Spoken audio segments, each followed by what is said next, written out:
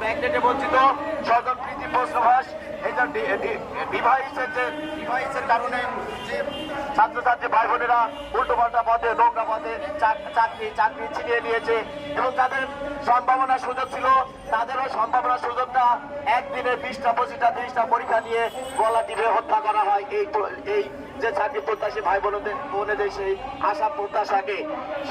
সেই সকল ছাত্রছাত্রী ভাই বোনেরা এখানে আমরা অবস্থান নিয়েছি আজকের 22তম দিন। আমরা আমাদের দাবি আপনাদের মাধ্যমে সরকারের কাছে উপস্থাপন করতে চাই অথবা জানাতে চাই।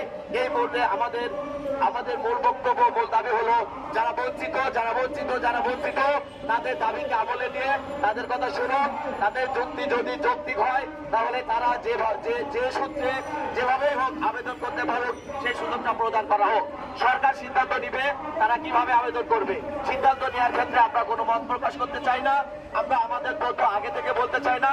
আমরা শুধু চাই আমাদের দীর্ঘদিন ধরে দাবি রিজওয়ানা স্যারের সাথে আমরা দেখা করার চেষ্টা চালিয়ে যাচ্ছি। গত সপ্তাহে আমাদের অল্প সময়ের জন্য সাক্ষাৎ হয়েছিল, ওই সাক্ষাতে উনি আমাদের বলেছিলেন এই সপ্তাহে উনি আমাদের সাথে বসে কথা বলবেন, আমাদের কথা শুনবেন এবং আমাদের কিছু কোয়েরি দিয়েছিল। সেই কোয়েরিগুলো আমরা অলরেডি কালেকশন করেছি। আমাদের সবকিছু এখন আমাদের হাতে আছে। আমাদের শুধুমাত্র এখন দরকার হলো আমাদের প্রত্যাশা পূরণের জন্য একটা সাক্ষাৎ।